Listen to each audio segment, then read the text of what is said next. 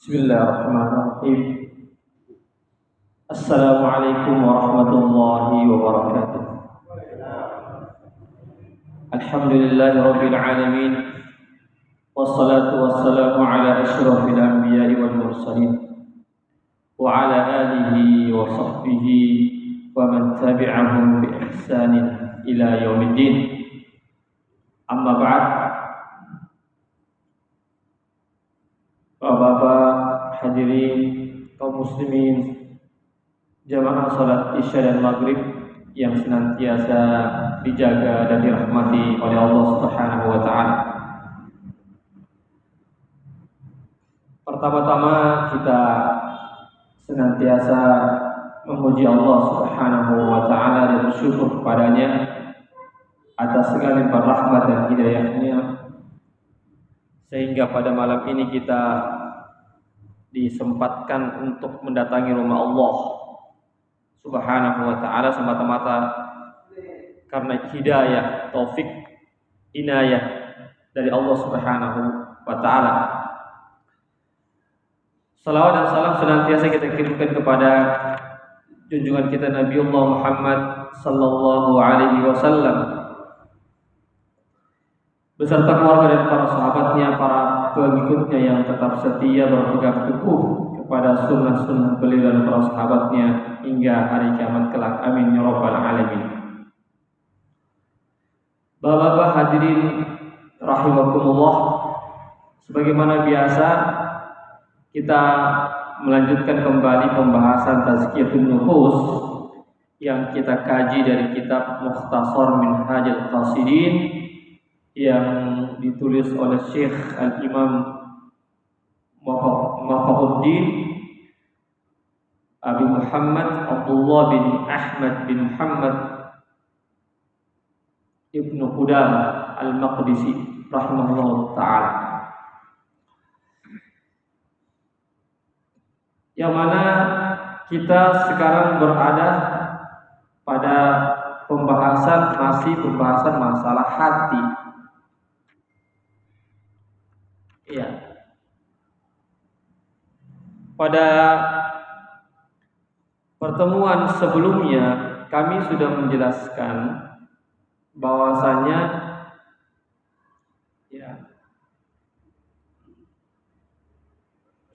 setan itu seperti anjing yang lapar. Ya, ini kita kilas balik sedikit saja untuk mengingat-ingat kembali. Ya, barangkali di antara kita ada yang lupa. Kalau ingat, ya supaya lebih tahu lagi.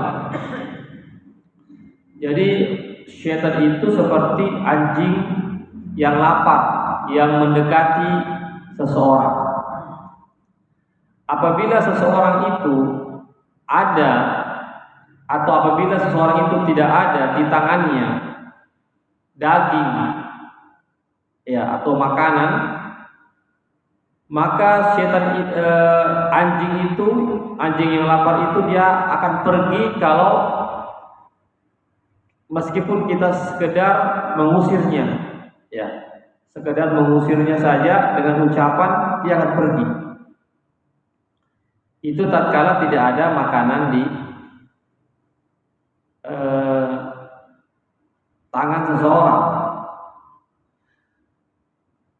Namun apabila jika ada di tangan seseorang itu atau di tangan kita itu ada makanan dan anjing itu lapar, maka sekedar kita mengusirnya, maka anjing itu tidak akan pergi. Karena apa? Karena makanan itu masih ada di tangan kita. Kapan dia pergi? Kalau kita kasih itu makanan. Kita kasih itu makanan pada anjing itu, maka baru dia pergi. Ya. Begitulah syaitan. Ya. Kalau hati kita ini kosong dari makanan syaitan, sebagaimana yang sudah kami sebutkan pada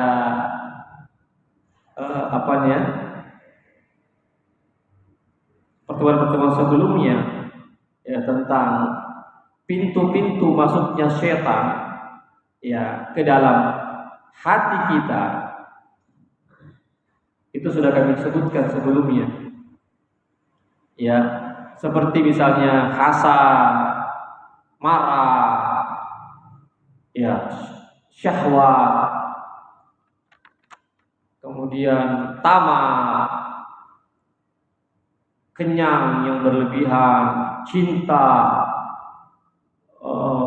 memperindah, terburu-buru, cinta harta, berburuk sangka, itu semua adalah makanan-makanan syaitan semua. Ya, makanan-makanan syaitan, atau dia merupakan pintu-pintu masuknya syaitan. Ya. Jadi jika makanan-makanan ini tidak ada ya pada diri kita, atau pintu-pintu ini kita tutup ya, sehingga setan tidak memiliki makanan, setan tidak memiliki pintu untuk masuk, maka sekedar kita berzikir ya, sekedar kita berzikir mengingat Allah ya, kita menyebut nama Allah, maka setan itu akan pergi. Ya, tadi laksana seperti anjing, ketika tidak ada makanan yang ada pada diri kita, cukup kita usir saja, dia akan pergi. Karena tidak ada makanan, dia lihat tidak ada makanan. Ya, tidak mungkin dia terus-menerus ya meminta kepada kita karena tidak ada makanan, karena dia tahu. Begitu juga setan. Ya, setelah kita tutup pintu-pintu semua ini, ya, pintu-pintu atau sifat-sifat yang buruk yang kita tutup semua, sehingga tidak ada celah bagi setan untuk masuk ke hati kita, atau tidak ada makanan bagi setan, sehingga tatkala kita berzikir, kita ingat Allah, maka setan itu tidak bisa dia menguasai hati kita. Jamaah sekalian. Namun sebaliknya, jika hati kita ini ya sudah dipenuhi dengan hawa nafsu, dikuasai ya. Jadi hati kita sudah dikuasai oleh hawa nafsu kita. Jadi hati ini ada potensi, artinya dalam hati kita ini ada potensi namanya hawa nafsu. Ya, karena Allah mengatakan falhamaha fujuraha wa taqwaha. Ya, Allah Subhanahu wa taala ya memberikan pada hati itu ketakwaan dan sifat keburukan. Jadi hati itu ya bisa dia menjadi baik, bisa menjadi buruk. Iya. Jamaah sekalian. Namun hanya saja jika hawa nafsu itu menguasai hati kita, keburukan itu menguasai hati kita, ya, apa yang terjadi? Ya, yang terjadi adalah zikir yang kita ucapkan, ya, zikir yang kita ucapkan itu dia, jamaah sekalian, dia akan terpental, ya, dia tidak akan bisa untuk menghilangkan hawa nafsu yang sudah menguasai hati kita. Artinya begitu kuatnya hawa nafsu sehingga zikir ini pun terpental ya. Ya, artinya tidak bisa mengalahkannya. Ya, sehingga apa yang terjadi? Ya, karena hati ini sudah kelam, hati ini sudah hitam, ya, sehingga zikir tidak cukup sekedar zikir saja, ya. Maka apa yang terjadi? Sehingga setan pun menguasai hati kita yang sudah kelam. Ya, jadi setan menguasai hati kita yang sudah dikuasai oleh hawa nafsu itu. Jamaah sekalian yang dimuliakan Allah Subhanahu wa taala. Sebagai contoh saja, kata Syekh ini, penulis buku ini. Contohnya bahwasanya hati seseorang itu dikuasai oleh hawa nafsu, kemudian setan pun ya menguasai daripada hati kita yang sudah kelam itu. Contohnya saja ketika kita sholat, ya ketika kita sholat, jamaah sekalian, bagaimana setan yang menguasai hati kita sehingga dia membisikkan hati kita, ya, membisikkan hati kita pada saat kita sholat. Apa yang dibisikkan? Dibisikkan kita ingat pasar misalnya, kita ingat pekerjaan, kita ingat urusan dunia. Itu sebenarnya setan yang membisikkan kita, ingat ini. Akhirnya kita pun ketika sholat, yang kita ingat bukan sholat, yang kita ingat bukan Allah, yang kita ingat bukan bacaan kita, tapi yang kita ingat adalah pasar, yang kita ingat adalah makanan di rumah, yang kita ingat adalah pekerjaan kita, yang kita pikirkan bukanlah sholat, tetapi perkara-perkara dunia. Ini sebagai contoh saja, ya, atau sebagai bukti bahwasanya hati kita dikuasai oleh hawa nafsu, sehingga setan pun dapat mencengkram daripada hati kita yang kelam itu.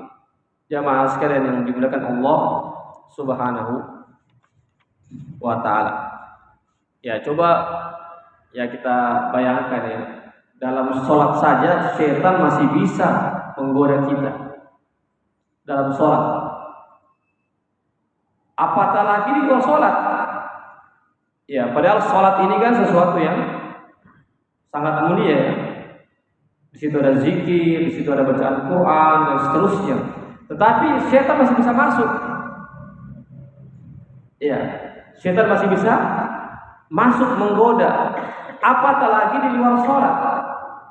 Ini hanya sekedar contoh saja di dalam sholat. Berarti menunjukkan bahwasanya hati kita ini masih dikuasai oleh hawa nafsu. Ya, masih dikuasai oleh hawa nafsu, ya, sehingga setan pun dengan leluasa dia bisa menguasai hati kita yang gelap. Jamaah sekalian. Ya, insyaallah karena ini adalah pembahasan yang bersambung, kita terus akan membahas nanti bagaimana membersihkan hati, cara membersihkan hati. Jadi dalam buku ini juga disebutkan bahwasanya ada namanya olahraga, ya, namanya olahraga rohani. Ya, jadi olahraga ada dua, ada olahraga fisik jasmani, ada olahraga rohani.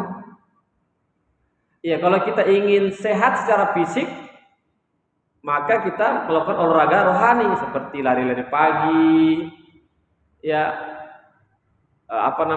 kita senam misalnya, jalan-jalan subuh, ya, itu namanya olahraga rohani, jasmani, supaya jasmani kita sehat. Tapi ada juga olahraga rohani.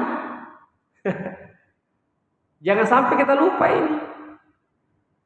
Ada orang, badannya sehat, kekar, ya, selalu minum vitamin, suplemen, selalu check up ke dokter kalau sakit sedikit, check up, atau setiap bulan check up. Tapi apa? Fisiknya sehat, tapi bagaimana dengan rohaninya? Bagaimana dengan hatinya? Iya, bagaimana dengan hatinya? Ini jamaah sekalian. Berarti rohaninya ini yang perlu juga dia melakukan olahraga. Iya, dia juga harus olahraga agar rohaninya juga menjadi sehat. Jamaah sekalian, ini yang perlu kita perhatikan. Ya, jadi setan itu, Pak, dia berupaya untuk menguasai hati kita. Kalau setan cuma sekedar mengganggu badan kita, itu tidak terlalu masalah. Tapi kalau setan sudah mengganggu hati kita, sudah menjajah hati kita, menguasai hati kita, wah itu yang sangat-sangat masalah itu. Iya. Kalau dia sudah menguasai hati itu sudah sangat masalah sekali. Jamaah sekalian, kalau sakit fisik Pak, gampang, banyak obatnya. Iya. Contoh apa? Sakit apa? Demam. Banyak obatnya demam. Ya bisa kita beli Bodrek misalnya. Ya atau kita istirahat. Ya atau banyak minum air putih. Demam misalnya batuk, ada obatnya. Tapi kalau sudah hati kita dikuasai oleh setan, nah ini penyakit hati ini, wah itu yang susah obatnya itu. Perlu namanya pengobatan yang cukup lama. Jamaah sekalian yang dimuliakan Allah Subhanahu wa taala. Oleh karena itulah kita harus mengetahui makanya Allah mengatakan sesungguhnya setan itu innahu lakum aduun mubin. Sesungguhnya setan itu bagi kalian adalah musuh yang nyata. Musuh yang nyata. Bayangkan dikatakan aduun mubin, padahal itu setan tidak kelihatan, kecuali kalau setan manusia. Ya, setan kan ada dua sebenarnya. Ada setan yang berasal dari bangsa jin, ada setan yang berasal dari bangsa manusia. Ya, minal jinnati wan nas, ya, dalam surah An-Nas dikatakan. Kita berlindung dari godaan setan yang membisikkan ke dalam hati-hati kita dari golongan jin dan manusia. Jadi setan itu ada dari golongan jin dan golongan manusia. Yang bahaya ini golongan jin, karena tidak kelihatan. Siapa yang melihat jin, Pak? Tidak kelihatan. Tapi jin melihat kita. Itu yang susah. Iya, itu yang susah kita lawan. Beda dengan manusia, setan manusia yang kelihatan manusia. Kalau ada melawan kita, ya apa kita lawan atau kita lari? Iya, karena kelihatan. Tapi ini yang bahaya, ini musuh yang tidak kelihatan. Itulah setan dari bangsa jin. Kita di kamar mandi ada, di kamar tidur ada, kita sendirian ada terus. Karena dia jamaah sekali di mana-mana ada. Di masjid ada juga. Bayangkan, di masjid saja setan itu ada, apalagi di pasar, apalagi di luar masjid, apalagi di tempat-tempat selain masjid. Semakin begitu leluasanya setan. Oleh karena itulah jamaah sekalian, kita harus memperhatikan ini semua. Berarti kita harus waspada. Ya. Harus waspada. Oleh karenanya itulah sehingga dalam ayat itu selalu kita atau sering dalam banyak ayat Allah menyuruh kita untuk memperbanyak zikir. Ya ayyuhalladzina amanu dzkurullaha dzikran katsira, dikatakan. Bukan cuma satu ayat, Pak, banyak ayat disuruh kita memperbanyak zikir. Kenapa? Karena itu tadi serangan setan itu bertubi-tubi. Serangan setan itu di mana-mana. Dan setan itu dia tidak pandang bulu siapa saja Dia orang Arab kah, bukan orang Arab kah? Dia laki-laki kah, dia perempuan kah, dia pejabat kah, bukan pejabat kah, dia ustadz kah, bukan ustadz kah, dia serang semua. Makanya kita disuruh memperbanyak zikir. Memperbanyak zikir saja masih bisa tembus. Apalagi kalau zikirnya sedikit, apalagi tidak pernah berzikir. Jamaah sekalian, ibaratnya pertahanan kita semakin lemah.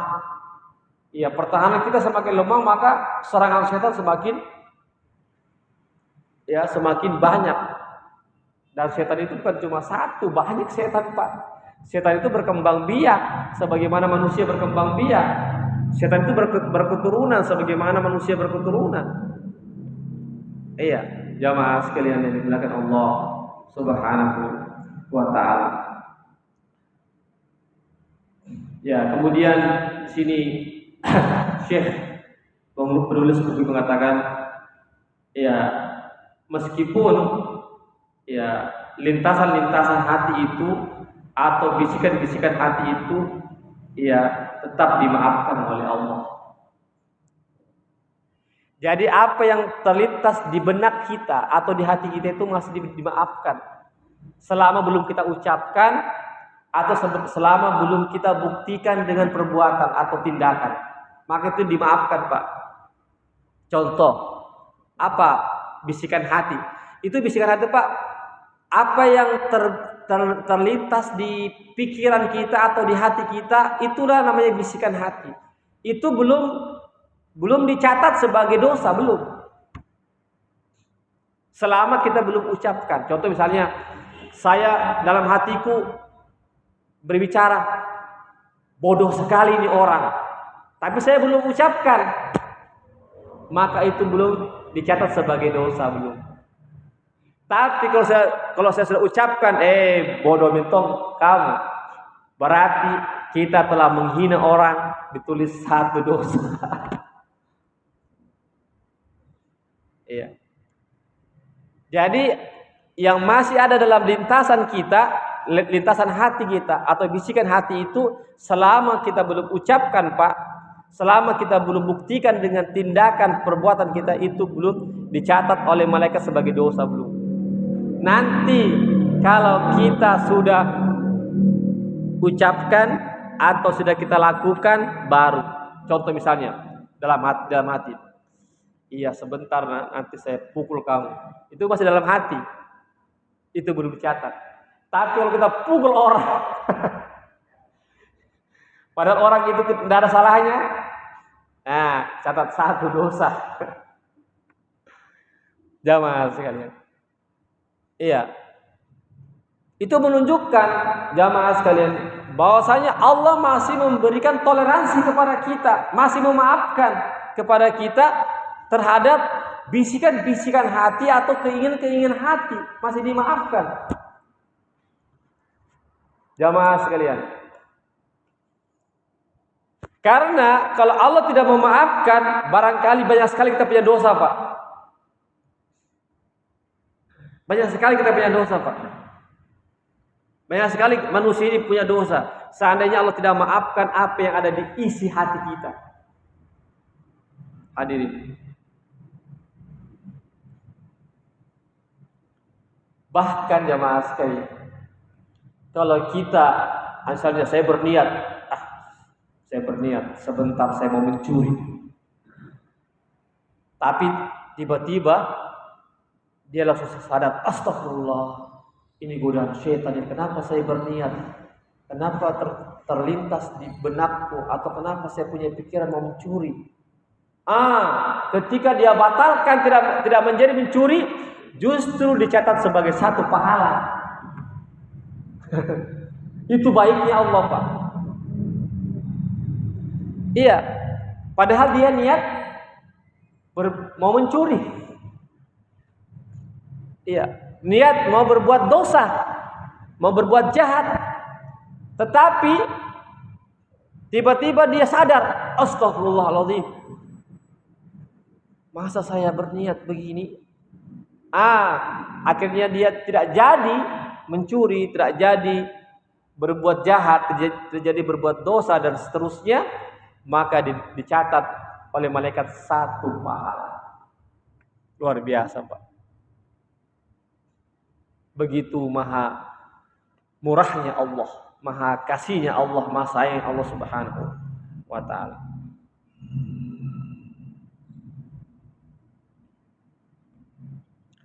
Kecuali jamaah sekalian, kalau niat itu sudah dibarengi dengan tindakan, baru. Sebagai contohnya, Ya, dalam sebuah hadis Nabi, hadis riwayat Bukhari Muslim, Nabi mengatakan, "Idza taqal muslimani bisayfayhima fal qatilu wal maqtulu finnar." Qila ma balul maqtul? Qala innahu kana harisan ala qatli sahibihi.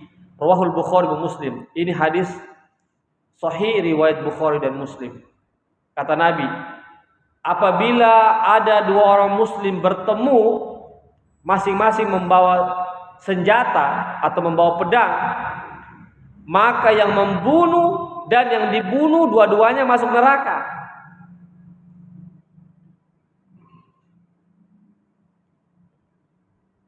Dua-duanya masuk neraka, Pak. Yang membunuh dan yang dibunuh dua-duanya masuk neraka. Maka sahabat bertanya, "Ya Rasulullah, mengapa bisa yang dibunuh juga masuk neraka? Padahal dia dibunuh. Mestinya kan yang dibunuh surga. Tapi kenapa, Pak? Yang dibunuh juga masuk neraka?" Apa kata Nabi? Kenapa dia masuk neraka yang dibunuh itu? Karena dia juga sudah bertekad kuat dan juga hampir saja juga mau membunuh saudaranya. Iya. Jadi sudah ada niat dan sudah ada tindakan dia lakukan. Karena apa? Sudah bawa senjata. Sudah bertemu bawa senjata. Ini berarti sudah mau dieksekusi juga temannya. Tapi karena dia dikalah, akhirnya dia terbunuh. Ini menunjukkan bahwasanya yang terbunuh ini kenapa dia masuk neraka? Karena dia juga sangat mau sekali membunuh saudaranya dan ada tindakannya. Apa buktinya tindakannya? Dia bawa senjata, dia datangi saudaranya, sahabatnya, dan dia bertemu berdua-duaan. Iya, bertemu berdua-duaan dia. Iya. Itu menunjukkan bahwasanya niatnya sudah dia buktikan dengan tindakannya meskipun dia ketika itu kalah dalam berhadapan-hadapan. Jamaah sekalian yang dimuliakan Allah Subhanahu wa taala. Jadi di sini sekali lagi, Pak, begitu pentingnya masalah hati ini, Pak. Iya, begitu pentingnya masalah hati. Seandainya dia laki-laki yang terbunuh ini, Pak, dia tidak bertemu. Contoh misalnya Qabil sama Habil, Pak, ya. Contoh anaknya Nabi Adam. Itu Qabil itu, Pak. Ini kakak. Adik ini Habil. Qabil itu dia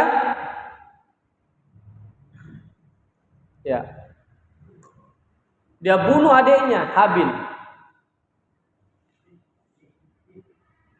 Ya, Qabil dia bunuh adiknya yang bernama Habil.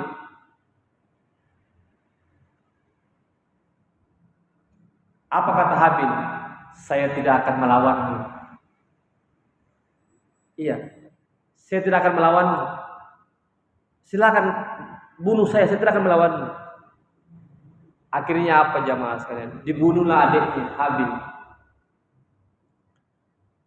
Dan kita yakin Habil tidak masuk neraka. Karena dia tidak ada niat. Tidak ada niat mau membunuh kakaknya. Justru kakaknya sendiri yang sangat tamak sekali membunuh adiknya. Padahal disebutkan dalam riwayat, Pak, kisah itu sebenarnya yang lebih kuat adiknya daripada kakaknya. Seandainya dalam riwayat itu, seandainya adiknya melawan, kalah kakaknya, Pak. Cuma Habil tidak mau. Iya, percuma. Masa sesama saudara mau berkelahi? Tapi karena Qabil ini sudah dikuasai oleh hawa nafsu dan setan, sehingga matanya sudah tertutup. Masa mau dihabisi adiknya, saudara kandungnya? Bisanya itu. Mestinya kan adiknya harus dilindungi. Ini justru adik sendiri yang dihabisi. Dan adiknya paham, kalau saya lawan ini kalah kakak saya. Tapi dia tidak mau melawan. Baik ya. Tidak mau melawan dia. Tapi kakaknya tetap juga mau menghabisi adiknya. Ayah adiknya pasrah saja. Silahkan bunuh saya tidak akan melawan. Bayangkan, lihat itu bagaimana Habil. Tapi apa? Habil divonis masuk surga. Karena dia orang yang terzolimi kan? Orang yang terzolimi. Meskipun pada akhirnya Qabil juga menyesal. Memang begitu Pak, penyesalan itu Pak pasti datang kemudian. Tidak ada penyesalan itu datang setelah sebelumnya. Pasti setelah kejadian iya kenapa saya bunuh saudaraku? Menyesal tuh, sudah meninggal nih, baru dia menangis. Saya kurang tahu tuh Pak, berapa tahun menangis Qabil itu Pak. Saya kurang tahu, lama sekali dia menangis itu. Menyesal juga dia. Ya, kalau penyesalan juga tentu Allah akan maafkan juga jamaah sekalian. Tapi tetap satu perbuatan yang terlarang jamaah. Ini saya hanya berbicara tentang bahayanya. Ini hati Pak. Kalau sudah hati dikuasai oleh setan, hawa nafsu jamaah sekalian, maka mata kita ini sudah tertutup Pak. Yang kebenaran menjadi kebatilan, yang kebatilan menjadi kebenaran. Sebagaimana kasusnya Qabil dan Habil Pak. Padahal yang di pihak yang benar itu adalah Habil. Sudah ada buktinya. Buktinya apa? Karena persembahannya itu diterima oleh Allah. Sedang persembahannya Qabil tidak diterima. Itu sudah bukti. Tapi karena dikuasai oleh hawa nafsu hatinya, dikuasai oleh setan hatinya Pak, sehingga kebenaran itu tertutupi dengan kebatilan. Iya. Sehingga apa yang terjadi? Bukan cuma dia lukai adiknya. Kalau dilukai masih bisa ya, dilukai. Enggak Pak, dia pukul kepalanya Habil Pak, dipukul pakai batu Pak. Dipukul pakai batu kepalanya Habil sampai mati jamaah. Itu bahaya yang hadirin kalau hati kita dikuasai oleh syaitan. Kemudian jamaah sekalian, ya, bukankah amal itu Bapak hadirin diterima atau ditolaknya itu bukankah karena faktor niat? Niat Pak. Kita sholat setiap hari 5 waktu. Itu diterima atau ditolaknya sholat kita oleh Allah itu tergantung niat kita. Apa niat kita? Kalau niat kita sholat semata-mata karena Allah lillahi ta'ala, Allah terima. Tapi sholat kita bukan karena Allah, karena ria, ingin dipuji orang, karena perkara-perkara dunia, maka sholat kita nol dan diterima oleh Allah. Itu semua faktor niat Pak. Hadirin, oleh karena itu kata Nabi, innamal a'malu binniyat wa innamal likulli imri'in ma nawa. Sesungguhnya amal itu diterima atau ditolak oleh Allah itu karena faktor niatnya, Pak. Niat itu tempatnya di mana, Pak? Di hati. Niat itu bukan di mulut, bukan di lisan, tapi di hati, Pak. Makanya pentingnya kita menjaga hati kita.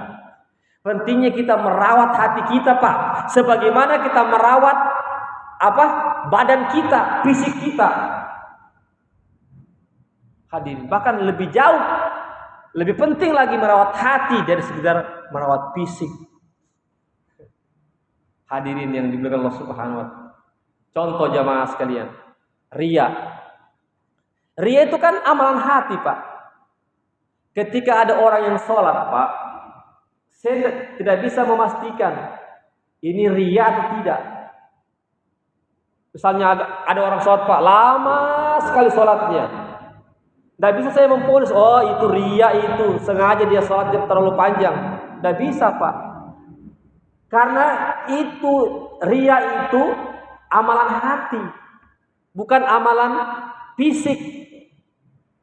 Ketika ada orang yang menyumbang secara terang-terangan, tidak boleh kita ponis, itu sengaja gitu dia menyumbang itu supaya dibilang orang kaya, orang dermawan, supaya viral itu. Tidak boleh, Pak. Itu masalah hati, Pak. Ria atau tidak ria itu masalah hati, Pak. Jamaah sekalian. Yang bisa memutuskan Allah Subhanahu wa taala. Karena Allah yang tahu hati-hati manusia. Kita tidak tahu hati-hatinya orang, Pak. Meskipun kita belah jantungnya, kita lihat dalamnya, Pak, kita tidak tahu ini real tidak. Jamaah sekalian, itu masalah-masalah yang tidak nampak, Pak, abstrak namanya. Tapi ada, Pak. Ada. Namanya ria. Sombong juga begitu. Sombong. Itu juga masalah hati. Bangga diri, Pak. Namanya puji ale. Itu juga jamaah sekalian. Itu juga masalah hati. Dia bangga dirinya. Itu juga masalah hati. Jamaah sekalian. Tidak bisa dilihat daripada fisiknya seseorang. Ya, jadi hadirin di sini yang perlu saya garis bawahi adalah menunjukkan begitu pentingnya kita memperhatikan hati-hati kita, jamaah sekalian. Jangan sampai fisik kita bagus, amalan kita bagus, tapi sebenarnya hati kita yang busuk, hati kita yang rusak, hati kita yang hitam, hati kita yang sakit. Ini yang berbahaya, jamaah sekalian. Sebagaimana tadi, ada orang yang beramal ibadah, namun hatinya rusak sehingga ibadahnya tertolak. Ya, ada orang yang misalnya bersedekah, menyumbang, tapi karena niatnya hatinya bukan karena lillahi ta'ala, tapi karena ingin dipuji orang, maka tertolak. Ya, jadi harus amalan yang kita kerjakan itu harus dilandasi dengan niat yang ikhlas semata-mata karena Allah Subhanahu wa ta'ala. Sebelum saya tutup, jamaah sekalian, ada sekitar waktu 5 menit ya, kalau ada yang mau bertanya, Pak, silakan ya, terkait pembahasan kita kali ini. Jadi kami tidak membuka sesi tanya jawab, Pak, maaf, setelah sholat Isya kami tidak membuka. Kami buka sekarang saja sesi tanya jawabnya. Ada sekitar 5 menit ke depan sebelum masuk. Jam berapa azan? Azannya jam berapa azan? Ya? Azan jam berapa? Oh iya, silakan Pak, kalau ada yang mau bertanya, Pak. 2, 3 sampai 5 menit lah, apa?